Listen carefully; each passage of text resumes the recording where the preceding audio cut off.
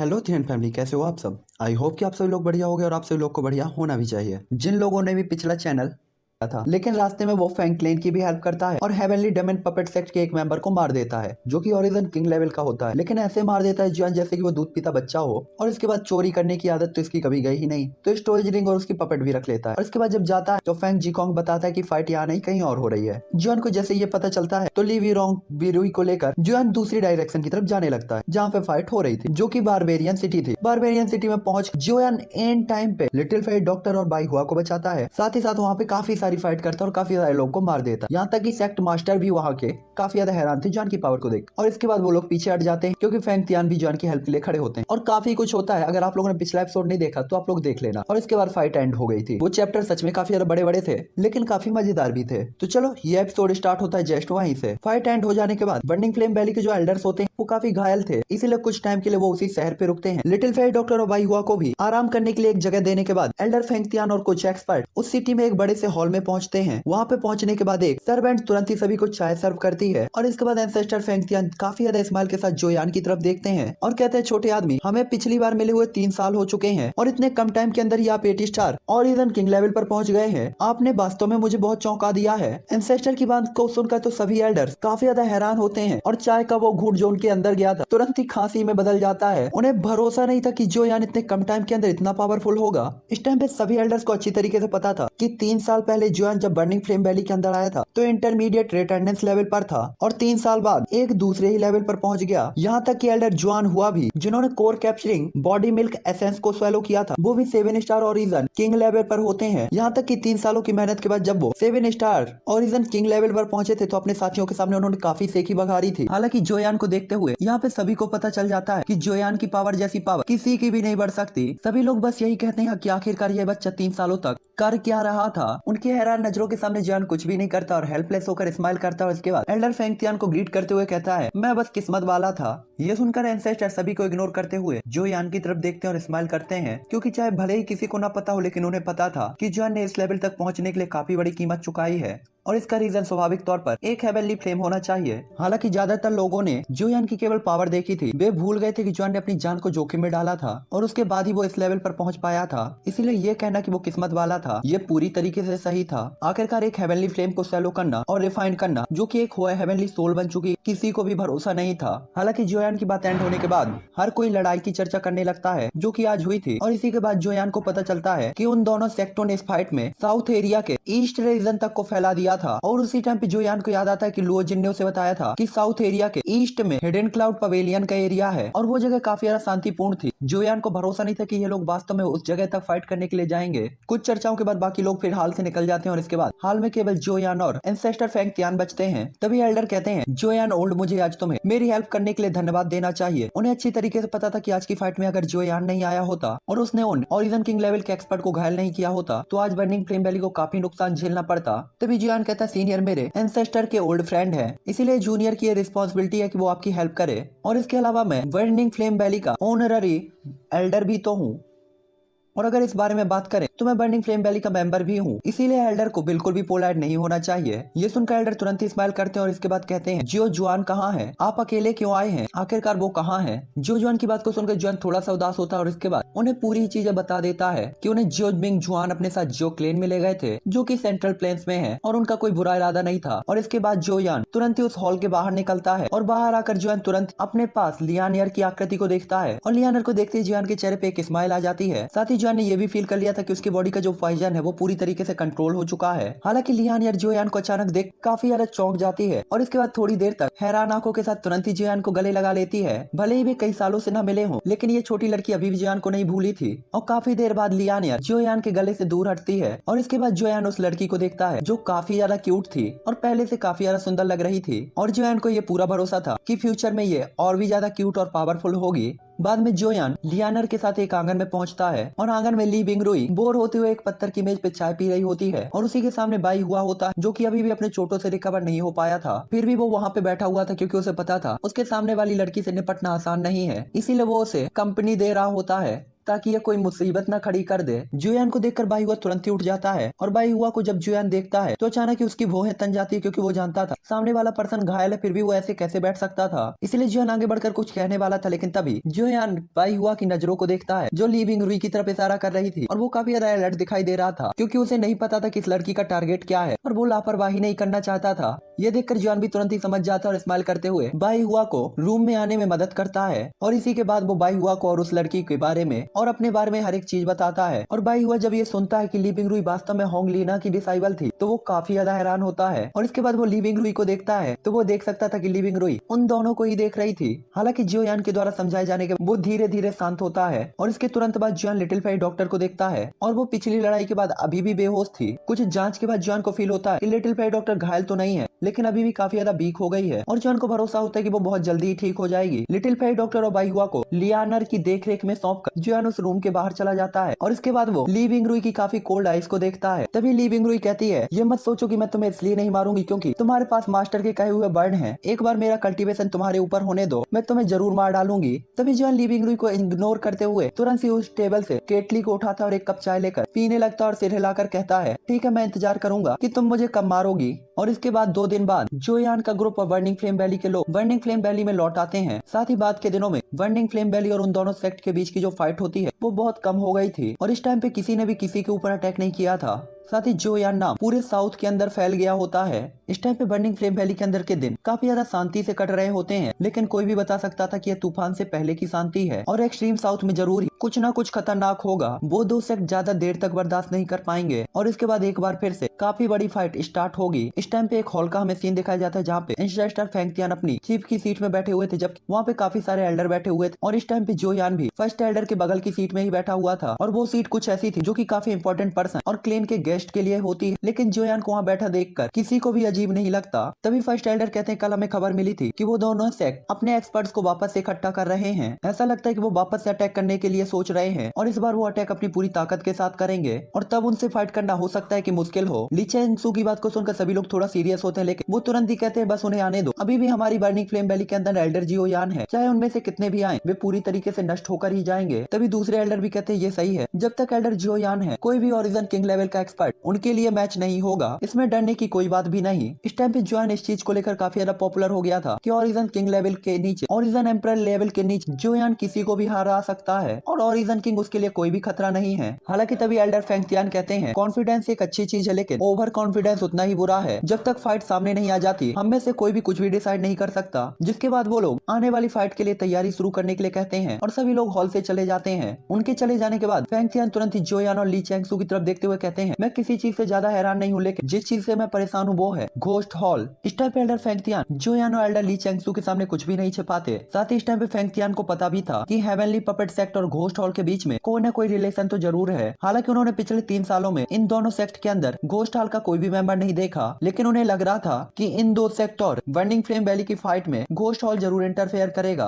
और इस टाइम पे बर्निंग फ्लेम वैली चाहे अपना सब कुछ क्यों ना लगा दे, वो प्रेजेंट टाइम पे 3 सेक्ट के लिए मैच तो नहीं हो सकती। हालांकि तभी ली चेंगसू कहता है, हम जियोयान से हिडन क्लाउड पवेलियन के हेल्प के लिए क्यों नहीं कहते, आखिरकार हिडन क्लाउड पवेलियन के पवेलियन मास्टर जियोयान के फ्रेंड है। अगर तभी जियोयान कहता कोई दूसरा रास्ता नहीं है, मैं इसके बारे में पहले ही सोच चुका हूँ, और हिडन क्लाउड पवेलियन कभी भी दूसरी क्लेन के बीच की फाइट में कभी भी इन्वॉल्व नहीं होगा, इसीलिए ये तरीका काम नहीं करेगा। जियोयान की बात को सुनकर एंसेस्टर फेंगतियान और ली चेंगसू उदास होते हैं, लेकिन तभी अचानक एंसेस्टर को कुछ याद आता है। इसके बाद वो कहते हैं, हिडन क्लाउड पवेलियन किसी दूसरे की फाइट में इन्वॉल्व नहीं हो सकता, लेकिन शायद अभी भी मेरे पास एक रास्ता है। सॉरी, ये जियोयान कहता है, और जियोयान की बात को सुनकर वो दोनों ही लोग जियोयान को देखने लगते हैं और काफी ज्यादा खुश भी होते हैं। जिसके बाद हमें अगले दिन का सीन दिखाया जाता है जहाँ पे जियोयान लिटिल फेई डॉक्टर और बाकी लोगों को कुछ चीजें बताकर बर्निंग फ्लेम वैली को अकेले ही छोड़ देता है, और काफी फास्ट स्पीड के साथ नॉर्थ वेस्ट डायरेक्शन की तरफ उड़ने लगता है। ली बिंगरुई जियोयान के साथ जाना चाहती थी, लेकिन लियानर ने उसे रोक दिया होता है, और कुछ दिनों के अंदर उनकी जो बॉन्डिंग थी काफी अच्छी हो गई थी। यहाँ तक कि ली बिंगरुई जो कि किसी की बात भी नहीं सुनती थी और कभी हंसती भी नहीं थी, वो भी लियानर के साथ स्माइल करती थी और काफी ज्यादा सॉफ्टली उसके साथ बिहेव करती थी।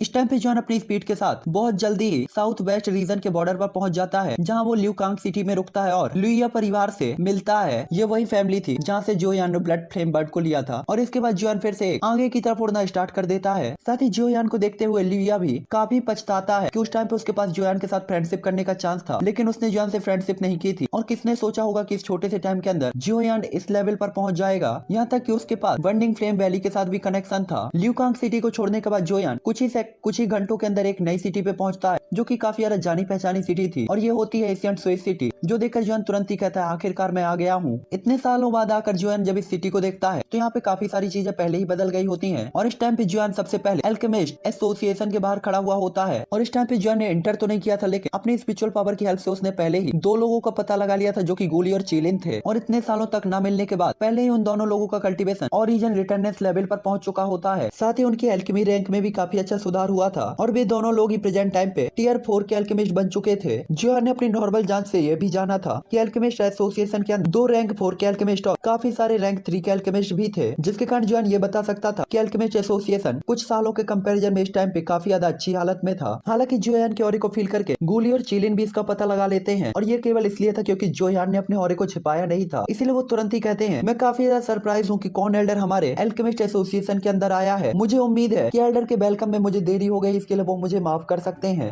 और इसके बाद तुरंत ही एल्केमिस्ट एसोसिएशन के बाहर कुछ ह्यूमन फिगर अपेयर होती हैं, जो काफी ज्यादा रिस्पेक्टेड तौर पर जोयान को देख रही थी। और वे सभी ऐसे लोग थे जिसे शायद ही जोयान ने एल्केमिस्ट एसोसिएशन के अंदर देखा हो। साथ ही उनके इतने पोलाइट बिहेवियर को देखकर जोयान काफी ज्यादा सरप्राइज होता है। हालांकि तभी आवाज आती है प्रेसिडेंट वाइस प्रेसिडेंट, हमें मिले हुए काफी साल हो गए, हाल ही में आप लोग कैसे हैं। जैसे ही गूली और चिलिन इस फैमिलियर वॉइस को सुनते हैं तो काफी ज्यादा चौंक जाते हैं, और इसके बाद अपने सामने उस जाने पहचाने चेहरे को देखते हैं जिसे वो काफी नहीं भूल सकते थे। इसीलिए वो तुरंत ही तुम तो जोयान हो। तभी जोयान स्माइल करते हुए कहता है चेयरमैन गूली, इतने साल में तो सब कुछ मजे में चल रहा था ना। और इसके बाद जोयान तुरंत अपने हाथ को फ्लिप करता है और सभी लोगों को अचानक से सॉफ्ट फोर्स उठने में हेल्प करता है। तभी गूली कहते हैं अच्छा, अरे सब कुछ ठीक है। दूसरी ओर जब से आप गए हैं आप हमसे मिलने भी नहीं आए, मुझे तो लगा आप हम 2 सूखी हड्डियों को पहले ही भूल गए होंगे। इस टाइम पे एल्केमिस्ट एसोसिएशन के पीछे जितने भी एल्केमिस्ट खड़े हुए होते हैं काफी ज्यादा सरप्राइज होते हैं जब उन्होंने सुना होता है कि सामने वाले पर्सन का नाम जोयान है, क्योंकि ये नाम तो साउथ एरिया के अंदर पहले ही एक ब्रांड बन चुका होता है। और जब वो सोचते हैं कि जोयान भी यहाँ पे एक एल्केमिस्ट था, तब तो वो और भी ज्यादा खुश होते हैं और उन्हें इस बात पे विश्वास ही नहीं होता। तभी एल्डर गूली की बात को सुनकर जोयान एम्बेरस होते हुए स्माइल करता है और कहता है सच कहूँ तो जब से मैं साउथ रीजन में आया हूँ काफी सारे मामलों में परेशान था, इसीलिए आपसे मिलने का समय ही नहीं निकाल पाया। साथ ही इस टाइम पे भी जोयान अगर यहाँ लौटा था तो उसके पास ज्यादा टाइम नहीं था। एल्डर गूली और चिलिन से थोड़ी सी बात करने के बाद और उन्हें कुछ मामले समझाने के बाद जोयान एल्डर जोयान की तरफ जाता है, और कुछ देर उनसे चिट चैट करने के बाद जोयान Asian Swiss city south direction में एक छोटे से आंगन में पहुंचता है। और यहाँ आने का जोयान का मोटिव भी वही था, ओल्ड लुओ का घर। हालांकि जोयान को पता था कि ओल्ड लुओ पहले ही सेंट्रल पैस में लौट चुके हैं, लेकिन अभी भी कुछ लोग थे जो कि यहाँ पे रहते थे जिनसेन स्प्रेड ट्राइब। इसीलिए जोयान तुरंत ही अपने हाथ के जेट टैबलेट से जिनसेन स्प्रेड बर्ड को ओपन करता है और तुरंत ही उसके अंदर पहुंच जाता है। हालांकि इससे चेंज को अचानक ही किंग म्यू भी फील करते हैं, जो कि उसी पहाड़ के जंगल में एक गहराई में एक जगह पर बैठे हुए थे। ओल्ड लुओ के जाने से पहले उन्होंने उन्हें अपने वापसी से पहले का टाइम बता दिया था, लेकिन इस टाइम पे वो काफी जल्दी आ गए थे और साथ ही साथ ये और ओल्ड लुओ से फैमिलियर तो बिल्कुल भी नहीं लग रहा था। इसलिए वो तुरंत ही कहते हैं एनिमी का अटैक। इस टाइम पे उन्हें लगता है कि कोई फोर्सफुली उनके जिनसेन स्प्रेड बर्ड के अंदर इंटर हो रहा है, इसलिए तुरंत ही वो अपने 32 स्प्रेड गार्ड को बुलाते हैं, जिसके बाद अचानक ही काफी सारी लाइटें निकलती हैं और 32 पिलर पृथ्वी से आसमान के बीच में खड़े हो जाते हैं, और इन्हीं पिलर्स के ऊपर 32 स्प्रेड सोल्जर्स होते हैं। और वो इस टाइम पे स्पिरिचुअल वर्ल्ड के प्रवेश एंट्रेंस गेट पे खड़े हुए थे। तभी थोड़े से उतार चढ़ाव के बाद एक ब्लैक फिगर उनके सामने अपेयर होती है। तभी जोन अपने सामने इतने पावरफुल लाइनअप के साथ के वेलकम को देखकर तुरंत ही कहता है माना हमें मिले हुए लंबा टाइम हो गया है, फिर भी इतने खतरनाक तरीके से वेलकम करने की क्या जरूरत थी।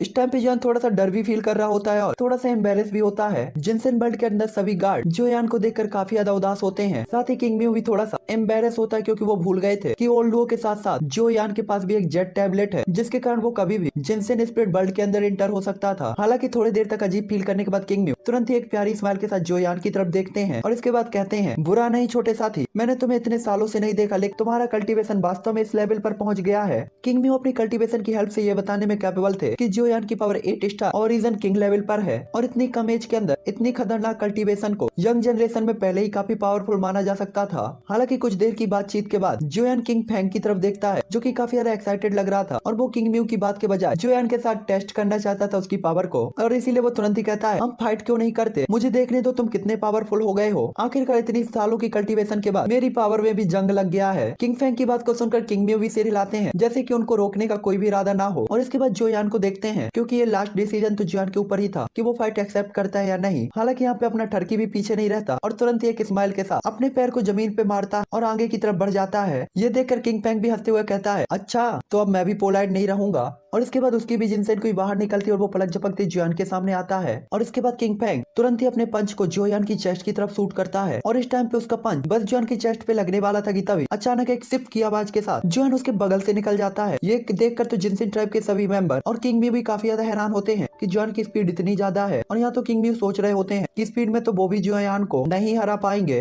हालांकि किंग मियो एक बार फिर फाइट को देखना स्टार्ट करते हैं तो वो देखते हैं कि जोयान किंग फेंग के अटैकों से काफी इजीली डॉज कर रहा होता है। हालांकि तभी किंग फेंग जोयान के आसपास तुरंत ही एक बाइन का नेट क्रिएट कर देता है और इसके बाद कहता है, तुम्हारी स्पीड काफी तेज है लेकिन अब तुम मेरे अटैक से डॉज नहीं कर पाओगे। और इसके बाद किंग फेंग तुरंत ही अपने हाथ को फ्लिप करता है और काफी सारी बाइनें जोयान की बॉडी से लिपट जाती हैं। हालांकि अभी भी जोयान उसके अटैकों से डॉज करने के लिए अपनी बॉडी का ही यूज कर रहा था और फिजिकल स्ट्रेंथ का यूज कर रहा था। कोई फर्क नहीं पड़ता कि किंग फेंग ने कितने अटैक किए। जोयान ने अपने गोल्डन एलिफेंट स्किल को एक्टिवेट कर रखा था और हम लोग के सामने आंख मूंद ली थी कि ले बेटा करता रहे। हालांकि इन बाइन ने जोयान को पूरी तरीके से उलझा दिया होता है, चाहे उसके हाथ पैर और पूरी बॉडी हो बेल से बंधी हुई थी। और इस टाइम पे इससे आजाद होना जोयान के लिए काफी मुश्किल लग रहा था। ये देखकर किंग फेंग तुरंत ही स्माइल करते हुए कहता है, कैसा है, क्या तुम अब हार मान लोगे? इस टाइम पे उसे लग रहा था कि जोयान अब हिलने डुलने में कैपेबल नहीं है, भला फाइट कैसे करेगा। तभी जोयान कहता है, ओह क्या ऐसा है ओल्ड फ्रेंड किंग फेंग, तुम्हारी ये वाइन मेरे खिलाफ पूरी तरीके से बेकार है। और इसके बाद जोयान तुरंत ही स्ट्रेंथ एलिफेंट स्किल को एक्टिवेट करता है और इसके बाद जोयान की बॉडी से अचानक ही गोल्डन लाइट निकलती है जो कि उन सभी बाइंस में क्रैक ला देती है और इसके बाद एक ब्लास्ट के साथ वो फट जाती हैं। और इसके बाद जोयान फ्री होता है और एक आवाज आती है, ओल्ड फ्रेंड किंग फेंग अब अटैक करने की मेरी बारी है। और इसके बाद जोयान अपनी जगह से गायब होकर किंग फेंग के सामने अपेयर होता है और राइट हैंड का पंच किंग फेंग की तरफ शूट होता है। ये देखकर किंग फेंग जोयान के पंच से बचने के लिए एक बाइन का शील्ड क्रिएट करता है। हालांकि तभी एक टक्कर होती है और वो बाइन की शील्ड कुछ सेकंड तक रुकती है, जिसके बाद डिस्ट्रॉय हो जाती है और बची हुई पावर किंग फेंग की बॉडी पे सीधा ही चेस्ट पे लगती है और वो लगभग 100 फीट तक दूर उड़ता हुआ जाता है। जिसके बाद जोयान कहता है, तो अब मुझे बताओ कि विजेता कौन है।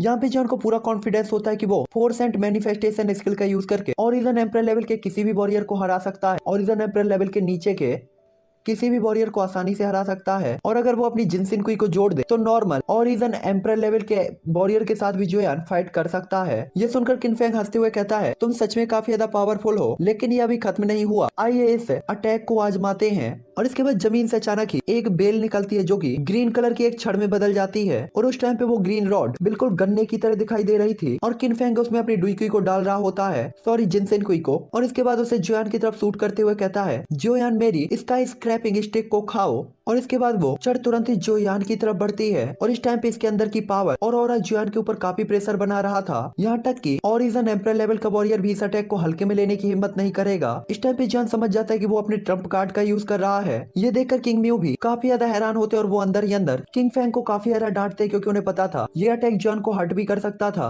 और एक फ्रेंडली फाइट में किंग फेंग ऐसा कुछ अटैक करेगा उन्हें भरोसा नहीं था। हालांकि तभी जोयान की बॉडी की भी जिनसिनकुई एक्टिवेट होती है और इसके बाद जोयान की आंखों में उसकी पर्पल कलर की फ्लेम टिमटिमाने लगती है। ये देखकर किंग मियो तुरंत ही कहते हैं, अभी तक इस बच्चे ने अपनी पूरी पावर का यूज नहीं किया है, इसीलिए वो तुरंत ही शांत हो जाते हैं क्योंकि उन्हें पता था जोयान इस अटैक से पूरी तरीके से बच जाएगा। और तभी जोयान कहता है, जायंट एलिफेंट स्किल, और उसकी पूरी बॉडी गोल्डन हो जाती है, मतलब गोल्डन लाइट से कवर। और इसके बाद जोयान के हाथ में तुरंत ही उसका हैवी जुआन रूलर दिखता है जिसमें पर्पल कलर की फ्लेम दौड़ने लगती है। और इसके बाद जोयान अपने सामने उसे ग्रीन रॉड को देखता है जिसे देखकर जोयान बिल्कुल भी नहीं डरता बल्कि स्माइल करते हुए अपने हैवी जुआन रूलर को उस रॉड की तरफ बढ़ा देता है और दोनों के टकराते ही अचानक ही एक काफी तेज शाइनिंग निकलती है जिससे अचानक ही एक अननोन सा प्रेशर चारों तरफ फैल जाता है और सभी लोग काफी बुरी तरीके से सदमे में आ जाते हैं। हालांकि कुछ ही मिनटों के बाद सभी लोग काफी ज्यादा अनट्रस्टेड तरीके से देख सकते थे कि इसका यह स्क्रैपिंग रॉड जोयान के हैवी जुआन रूलर के हाई टेम्परेचर के सामने धीरे धीरे अलग हो रही है। साथ ही फ्लक्चुएशन के कारण किंग फेंग के हाथ से वो रॉड पूरी तरीके से छूट जाती है और इंच दर इंच दरार आने के कारण वो आग की छोटी छोटी बारिश की बूंदों में बदल के पूरी तरीके से राख हो जाती है। जिनसेन ट्राइब के अंदर का ये फ्रेंडली बैटल एंड होता है और सभी लोग काफी शौक होते हैं क्योंकि किंग फैंग ने अपनी पूरी पावर और ट्रम्प कार्ड का भी यूज किया था, फिर भी वो जियान के लिए बिल्कुल भी मैच नहीं था, जिसका मतलब था कि जियान की पावर कुछ ज्यादा ही खतरनाक है। हालांकि अब फाइट एंड हो चुकी थी और साथ ही साथ विनर भी अनाउंस हो चुका था, तो फिर अब ये जानने की बारी थी कि जियान आखिरकार जिनसेन स्पिरिचुअल ट्राइब में क्यों आया था। इसीलिए पहाड़ की गहराई के अंदर जियान और किंग म्यू एक झोपड़ी में एक टेबल के सामने बैठे हुए होते हैं, साथ ही कुछ ही दूर पर किंग फैंग भी बैठा हुआ था। तभी किंग म्यू कहते हैं, छोटे साथी तुम्हें इतने सालों से नहीं देखा, तुम सच में काफी बड़े हो गए हो। उस समय जब तुम केवल हाफ आर्म मार्शल एम्परर थे, किंग फैंग पहले ही डाउडी था, लेकिन अब तुम्हारा कल्टीवेशन उससे काफी आगे निकल गया है। मैं सच में तुम्हारे लिए काफी ज्यादा ग्रेटफुल फील कर रहा हूँ। और इसके बाद वो चाय सर्व करते हैं और तुरंत ही एक चाय का घूंट मारकर स्माइल करते हैं। तभी जॉन कहता है, एल्डर आपकी चिंता के लिए धन्यवाद। और इसके बाद तुरंत ही उठकर उन्हें ग्रीट करता है, क्योंकि जॉन को पता था कि सामने वाले एल्डर की रिस्पेक्ट करनी जरूरी है, इसलिए जॉन काफी पोलाइट रहता है। तभी किंग म्यू कहते हैं, ओल्ड मैं जानता हूँ आउटर वर्ल्ड में तुमने बहुत कुछ सहा होगा, तब जाकर तुम इस लेवल पर पहुंचे हो। आखिरकार आपकी इस पावर में आपने अपना खून और पसीना भी मिलाया है, इसीलिए आपका कंपैरिजन एक नॉर्मल पर्सन से नहीं किया जा सकता। लेकिन ओल्ड मुझे पता है इस बार तुम मुझे देखने के लिए बाहर नहीं आए हो, है ना। किंग म्यू ने देखा था कि जॉन जब से इस ट्राइब के अंदर आया वो थोड़ा सा हिचकिचा रहा है और शायद उसे कुछ कहना है लेकिन वो कह नहीं पा रहा, इसीलिए वो जियोयान को एक चांस देते हैं। ये सुनकर जॉन थोड़ा सा एम्बेरस होता है और कहता है, एल्डर इस बार मैं जिन से स्पिरिचुअल वर्ल्ड में आया क्योंकि मेरी एक रिक्वेस्ट है। जियोयान की बात को सुनकर किंग म्यू जियोयान की तरफ देखते हैं और किंग फैंग जो कि अकेले खेल रहा होता है तुरंत ही जियोयान की तरफ देखता है और इस टाइम पे वो भी काफी सीरियस था। तभी जियोयान कहता है, ये जूनियर जिनसे स्पिरिचुअल ट्राइब के लोगों को हेल्प के लिए उधार लेना चाहता है। जोयान की बात को सुनकर किनविन काफी ज्यादा हैरान होते हैं कि जोयान अपनी खुद की पावर के साथ जिनसेन स्पिरिचुअल ट्राइब के लोगों को उधार क्यों लेगा। इसीलिए जोयान उन्हें तुरंत ही एक्सट्रीम साउथ की हर एक चीज को बताता है और बर्निंग फ्लेम वैली और दो सेक्ट के बीच की फाइट को भी। जो सुनकर किंग म्यू तुरंत ही अपना सिर हिलाते हैं और कहते हैं, तो ये बात है छोटे साथी। हालांकि इस टाइम पे किंग म्यू को पता था कि उसने हमेशा ही अपनी जिनसेन स्पिरिचुअल ट्राइब को दुनिया से हटा कर रखा था और दुनिया को कभी भी इसके बारे में पता के साथ खिलवाड़ नहीं करना है। किंग फैंग की बात को सुनकर जोयान थोड़ा सा ग्रेटफुल फील करता है और एक दूसरों के स्माइल करते हुए देखते हैं और इसके बाद उनकी नजर किंग म्यू के ऊपर चली जाती है और लास्ट फैसले का इंतजार कर रहे थे। तब भी किंग म्यू भी कहते हैं, तुम लड़के तुमने वास्तव में मुझे मनाने के लिए इतना कुछ कहा, क्या मैंने जोयान से कहा कि मैं उसकी हेल्प नहीं करूंगा। जोयान हमारे जिनसेन स्पिरिचुअल वर्ल्ड का सेवियर है, ये बात ओल्ड मैन को तुमसे ज्यादा अच्छी तरीके से याद है। हो सकता है कि हम दूसरों की हेल्प के लिए आगे ना बढ़े, लेकिन जब तक बात जोयान की हमारी जिनसेन स्पिरिचुअल वर्ल्ड बिल्कुल भी पीछे नहीं रहेगी। और इसके बाद वो किंग फैंग को थोड़ा सा डांटते हैं और दिल खोलकर हंसते हुए जोयान की तरफ देखते हैं। ये सुनकर जोयान भी स्माइल करता है और तुरंत ही अपनी जगह से खड़ा होकर तुरंत ही किंग म्यू को ग्रीट करता है। तभी किंग म्यू भी अपने जिनसेन ट्राइब के फॉरेस्ट को देखते हुए कहते हैं, इतने सालों के बाद अब आउटर वर्ल्ड के लोगों को ये बताने का टाइम है कि हमारी जिनसेन स्पिरिचुअल ट्राइब अभी भी इस कॉन्टिनेंट के अंदर मौजूद है। उनकी बात को सुनकर जोयान और पीछे किंग फैंग भी स्माइल करते हैं। जोयान के इन्विटेशन में किंग म्यू ने जिनसेन ट्राइब के 32 स्पिरिट गार्ड्स को जोयान को दे दिया होता है, लेकिन जिनसेन ट्राइब के लीडर के तौर पर वो इस जगह पर ही रहना चूज करते हैं क्योंकि इस जगह को भी प्रोटेक्शन की जरूरत थी। हालांकि 32 स्पिरिट गार्ड देना पहले ही काफी बड़ा एहसान माना जा सकता था और जॉन पहले इस चीज से सेटिस्फाइड था। आखिरकार ये 32 स्पिरिचुअल गार्ड जो कि सभी के सभी ओरिजिन किंग लेवल पर पहुंच चुके थे, साथ ही इनमें से तो कई हाई लेवल के ओरिजिन किंग भी थे। भला जॉन एक्साइटेड कैसे नहीं हो सकता था। 32 स्पिरिट गार्ड को लेकर जोयान तुरंत ही वापस लौटने लगता है क्योंकि जोयान को पता था कि बर्निंग फ्लेम वैली के लिए ये काफी होंगे और भले ही उन दो सेक्ट की हेल्प के लिए घोस्ट हॉल भी आ जाए, ये लोग काफी प्रेशर को कम कर देंगे। और इस टाइम पे जिनसेन स्पिरिट ट्राइब ने जोयान पे काफी बड़ा एहसान किया था क्योंकि जब वो आया था तब वो अकेला था, लेकिन अब जब वो जा रहा है तो उसके पीछे एक पावरफुल आर्मी है और ये सीन काफी लोगों को तो बिल्कुल हिलाकर रख देता है। तभी कुछ जाने पहचाने लोग जोयान के ऑरे को फील करते हैं और तुरंत ही कहते वो है। तभी इस फैमिलियर ऑरे की फ्लक्चुएशन को फील करके जोयान भी काफी ज्यादा चौंक जाता है और इसके बाद उसे कुछ याद आता है और जोयान के चेहरे पे तुरंत ही स्माइल आ जाती है। तभी किंग फैंग कहता है, क्या हुआ, क्या कुछ गड़बड़ है। तभी जोयान कहता है, ऐसा लगता है कि हमारे लौटने में थोड़ा सा टाइम लगेगा। और इसके बाद जोयान का ग्रुप एक माउंट कर रहा था। हालांकि जोयान के वहाँ पहुंचते ही अनगिनत लाइटिंग जोयान के आसपास घूमने लगती है। इन लाइटिंग को देखकर जोयान के भी होश उड़ जाते हैं क्योंकि अगर ये लाइटिंग अकेले होती तो जोयान को भी प्रॉब्लम नहीं थी, लेकिन अगर ये लाइटिंग झुंड में एक साथ जोयान के ऊपर होती है तो थोड़ा प्रॉब्लम हो सकती थी। इसलिए जोयान तुरंत ही अपनी स्टोरेज रिंग को फ्लिक करता है और फौलाद की औलाद उसके सामने अपेयर होती है और पिज्जा बर्गर की तरह टपकती लार के साथ लाइटिंग्स को देखने लगती है और एक सक्शन फोर्स के साथ सारी लाइटिंग अपने अंदर अब्सॉर्ब कर लेती है और इसके बाद एक सक्शन फोर्स के साथ आसपास की सारी लाइटिंग को अपने अंदर अब्सॉर्ब कर लेती है। नॉर्दर्न किंग के सामने इस लाइटिंग की तो कहने की कोई जरूरत ही नहीं थी। इसके बाद जोयान एक जगह ढूंढता है और वहाँ पे बैठ जाता है, जिसके बाद जोयान धीरे धीरे अपने ऑरे को स्टेबल करता है और फ्लेम मंत्रा को एक्टिवेट करके लाइटिंग पूल की एनर्जी को ऑब्जर्व करना स्टार्ट कर देता है। लाइटिंग पूल के फ्लेम मंत्रा के एक्टिवेट होने के कारण लाइटिंग पावर जोयान की बॉडी के संपर्क में आती है और तुरंत ही हेवनली फ्लेम उसे रिफाइन करके जोयान कल्टीवेशन पावर में प्योर एनर्जी डालने लगती है। और यहाँ पे काफी क्रूएल सक्शन फोर्स के साथ जोयान काफी स्पीड के साथ लाइटिंग को रिफाइन कर रहा होता है और उसका ऑरा धीरे धीरे बढ़ रहा होता है। इस टाइम पे जॉन जब लाइटिंग पूल के अंदर अपनी ट्रेनिंग ले रहा होता है तो आउटर वर्ल्ड में चीजें काफी ज्यादा खतरनाक होती जा रही थी, क्योंकि एक्सट्रीम साउथ के अंदर हेवनली पपेट सेक्ट के जो भी एल्डर इंजर्ड हो गए थे वो आधे महीने के अंदर ही मेडिसिनल पिल्स की हेल्प से काफी हद तक ठीक हो चुके होते हैं। साथ ही अलग अलग जगहों पे भेजे गए एल्डर्स को भी हेवनली पपेट सेक्ट ने वापस बुला लिया था और हर कोई प्रेजेंट टाइम पे बर्निंग फ्लेम वैली के साथ लास्ट डे की फाइट का इंतजार कर रहे थे। हालांकि तभी खाली हॉल के अंदर एक आवाज गूंजती है। सेक्ट मास्टर काफी अच्छे मूड में दिख रहे हैं और अभी भी आराम कर रहे हैं। क्या ऐसा हो सकता है कि वो बर्निंग फ्लेम वैली के ऊपर अटैक न करने की स्ट्रेटजी बना रहे हैं? इस हंसी की आवाज को सुनकर रेनपू धीरे धीरे अपनी पलकों को ऊपर उठाता है तो उसके सामने ब्लैक कलर की लाइट बॉल होती है जिससे ये हंसी की आवाज निकल रही थी और उस फॉग की बॉल में रेड कलर की 2 आई होती हैं। हालांकि पिछले कुछ सालों में वो इस तरीके के सीन का आदी हो चुका था, इसीलिए उसे अब इस बात की कोई भी फिक्र नहीं थी। इसीलिए रेनपू कहता कि आप नहीं बता सकते कि मैं हमला करूंगा या नहीं। एक्सट्रीम साउथ से बर्निंग फ्लेम वैली को डिस्ट्रॉय करने के लिए मैंने पहले ही अपने सभी एक्सपर्ट को बुला लिया है। ये कहा जा सकता है कि केवल एक ही चीज का वेट है, वो भी उन कमीनों 10,000 स्कॉर्पियन बीस्ट के ग्रुप के एक्शन लेने का। हालांकि पिछली फाइट के बाद रेनपू और जीसान एक साथ मिले थे और वो इस एग्रीमेंट पे रेडी भी हुए थे, लेकिन अभी भी 10,000 स्कॉर्पियन से कोई भी एक्शन नहीं ले रहा होता है। जिसके बाद रेनपू कहता है मुझे लगता है कि हम इस समझौते में एक शर्त जोड़ सकते हैं। ये सुनकर वो बंदा तुरंत ही कहता है आप लंच के साथ डिनर भी लेना चाहते हैं? तभी रेनपू कहता है आप जीसान को मारने में मेरी मदद करें, मुझे लगता है आपके लिए बहुत ज्यादा नहीं है ना?